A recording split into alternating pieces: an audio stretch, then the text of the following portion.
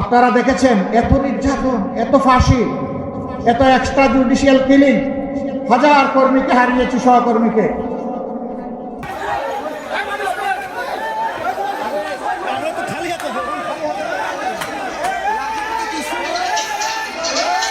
অভয়নগর উপজেলার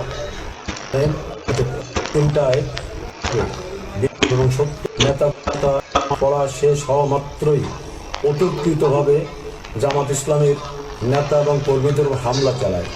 যখন শহীদ পরিবারগুলোর কাছে যাই, মা বোন এতিম সন্তান, তাদের চোখে তরল পদার্থ দেখি। এই তরল পদার্থ চোখের পানি নয়, তাদের সন্তান, ভাই এবং পিতার রক্ত। যখন পরিবারের সদস্যরা বলেন যে এই দেখেন দেয়ালে এই ছোট্ট শিশুটি তার বাপের ছবি অঙ্কন করে বলতেছে, বাবা তুমি কখন আসবে, তখন ওদেরকে সান্ত্বনা দেওয়ার কোনো ভাষা আমরা পাই না। আমরা আপনাদেরকে কথা দিচ্ছি, বাংলাদেশকে কেউ যদি সেদিকে নিতে চায়, সকল শক্তি দিয়ে আল্লাহর পর ভরসা করে আমরা রুখে দেবো ইনশাআল্লাহ। ওই কালো অধ্যায় বাংলাদেশে ফিরে আসতে দেওয়া হবে। আমাদের যুবকরা জেগে উঠেছে, তারা ইতিমধ্যে তাদের বার্তা জাতিকে দিয়ে দিয়েছে। যুবকরা স্পষ্ট বলেছে, আমরা সত্যের পক্ষে, ন্যায়ের পক্ষে, আমরা নতুন বাংলাদেশের পক্ষে, আমরা বিভক্তি নয় ঐক্যের পক্ষে। এটা 5টা বিশ্ববিদ্যালয়ের সচেতন ছাত্রছাত্রীরা জাতিকে এটা জানিয়ে দিয়েছে। আর যত বিশ্ববিদ্যালয়ে নির্বাচন হতো ঠেকে দেওয়া হয়েছে। কেউ কেউ গণতন্ত্রের নাকি উদ্ধারকারী, কিন্তু তারাই আবার কোনো জায়গায় গণতান্ত্রিক চর্চা হতে দেন না। কি আশ্চর্য ব্যাপার! এক অঙ্গে কত রূপ! ওরে বাবা, একটা রূপ ধারণ করে, তাহলে মানুষ আস্থা রাখতে পারে। এটাই তো স্বভাব।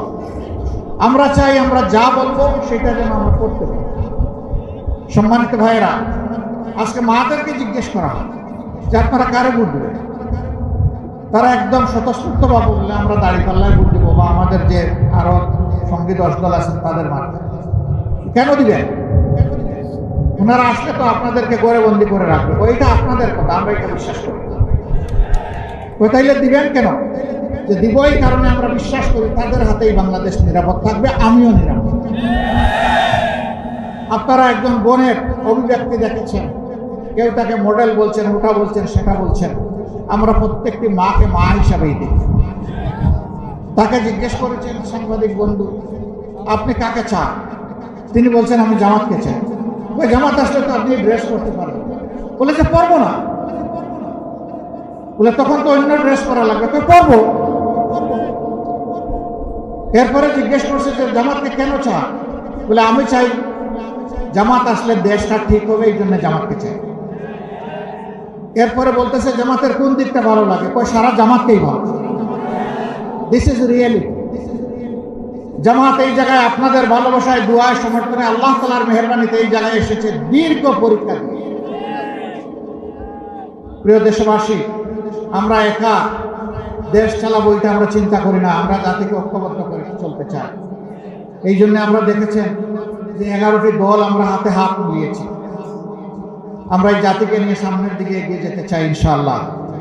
যুবক যুবতী ভাই বোনেরা, আমরা আল্লাহর মেহেরবানিতে তোমাদের হাতে বেকার ভাতা তুলে দেব না। তোমাদের হাতে বেকার ভাতা তুলে দিয়ে এই জাতির যুবক যুবতীরা বেকার বিশ্বের দরবারে এই লজ্জাজনক পরিচয় আমরা দিতে চাই না। বরঞ্চ তোমরা আমাদের কলিজার টুকরা, বুকের ধন। আমরা তোমাদেরকে দক্ষ জনবল হিসাবে গড়ে তোলার জন্য যা দরকার তাই করব। এরপরে তোমাদের হাতে হাতে সম্মানের কাজটি আমরা তুলে দেব। তখন তোমরা হবে গর্বিত নাগরিক, বুক ফুলিয়ে বলবে আমিও বাংলাদেশের উন্নয়নে অবদান রেখে চলেছি, আমি বাংলাদেশের একজন দক্ষ লোক। আমরা সেই দক্ষতা এবং প্রাপ্যতার ভিত্তিতে কাজ হাতে তুলে দিতে চাই। আমরা চাই না আমাদের পটেনশিয়াল একজন যুবক কিংবা যুবতী তারা দেশ গড়ার কাজ থেকে বঞ্চিত হোক। আমরা সবাইকে সম্পৃক্ত করতে চাই। বেকার ভাতা দেওয়া মানে বেকারত্বকে উৎসাহিত করা, এই কাজ আমরা করব। আমরা বেকারত্ব দূর করতে চাই, ভাতার বদলে আমরা কাজ হাতে তুলে দিতে চাই। যুবকরা কি মন খারাপ করেছে? দেখে হাত তুলে বলেন তো, আপনারা কি বেকার ভাতা নিতে চান? আপনারা আপনাদের দক্ষ হাত কাজের জন্য পেরেশান হয়ে খোলা রাখবেন, সে হাত আমরা ভরে দেব ইনশাআল্লাহ।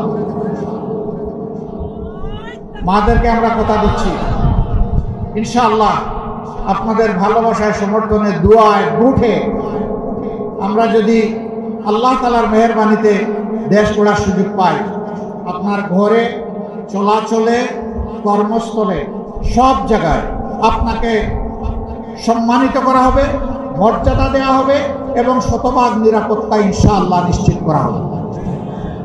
বড় শহরগুলোতে মেয়েদের চলাচলের জন্য আলাদা যোগাযোগ ব্যবস্থা গড়ে তোলা হবে। জায়গায় জায়গায় পুরুষের জন্য অনেক ব্যবস্থা আছে, মহিলাদের জন্য কোনো ওয়াশরুমের ব্যবস্থা নেই, নামাজের ব্যবস্থা নেই। ইনশাআল্লাহ সেই উদ্যোগগুলো আমরা নেব। আমি যখন দেশে বিদেশে ভ্রমণ করি, তখন যারা বিমানের কর্মচারী বা ক্রাফটের কর্মচারী বাংলাদেশি যারা, তারা অনেকে এসে বলে, আমরা কি আপনারা আসলে যদি চাই তাহলে মাথায় এক টুকরা কাপড় দিতে পারবো? আমাদেরকে এই অপশনটাকে খুলে দেওয়া হবে? মাঠের দিকে তাকাইয়া বলি, মা, যদি আল্লাহ সেই সুযোগ দিবেন, দিয়ে থাকেন, তাহলে সকল ধর্মের লোকেরা তাদের ধর্মীয় পোশাক আশাক করতে পারবে, কাউকে বাধা দেওয়া হবে না। তোমার জন্য তোমার দুয়ার, অন্যের জন্য অন্যের দুয়ার খুলে যাবে, কোনো সমস্যা নেই। সম্মানিত ভাইয়েরা, 90% মুসলমানের দেশে 54 বছর পরে একটা মেয়ে, একটা মা আমাকে কেন এই প্রশ্ন করতে জানতে, ইনশাআল্লাহ সকল ক্ষেত্রে তার সমাধান করা হবে আল্লাহ চাই। সিন্ডিকেট মুক্ত বাংলাদেশ আমরা গড়ে তুলব ইনশাআল্লাহ। সিন্ডিকেট এখন গোটা বাংলাদেশকে অবশ করে ফেলেছে সর্বক্ষেত্রে। এই সিন্ডিকেট হাত আমরা গুঁড়া করে দেব। চাঁদাবাজি করা লাগবে না, ওদেরকেও বুকে টেনে নিয়ে ওদের হাতেও কাজ তুলে দেবো ইনশাআল্লাহ। আমি বলেছিলাম, ভয় পেও না চাঁদাবাজ, তোমাদেরকে আমরা সম্মানিত করব। আমরা ঠিকই বলছি, ইনশাআল্লাহ সম্মানিত করব, কারণ তোমরা আমাদের সন্তান, তোমাদের প্রতি আমাদের দায়িত্ব আছে। এই দায়িত্ব আমরা উপেক্ষা, অগ্রাহ্য করতে পারি না। যারা তোমাদেরকে বিপদে নিয়েছে, আমরা তাদেরকেও সুপথে নিয়ে আসবো ইনশাআল্লাহ। সুপথে এসে সবাই দল করুক, তুমিও সেই দল করো, আমার কোনো আপত্তি নেই। কিন্তু তোমাকে সমাজে আর লজ্জাজনক পরিচয়ে আমরা পরিচিত করে রাখতে চাই না, ওই জায়গা থেকে উদ্ধার করতে চাই। আপনারা দোয়া করবেন। 12 তারিখ ইনশাআল্লাহ আপনারা সবাই যাবেন, মা বোনদেরকে নিয়ে যাবেন।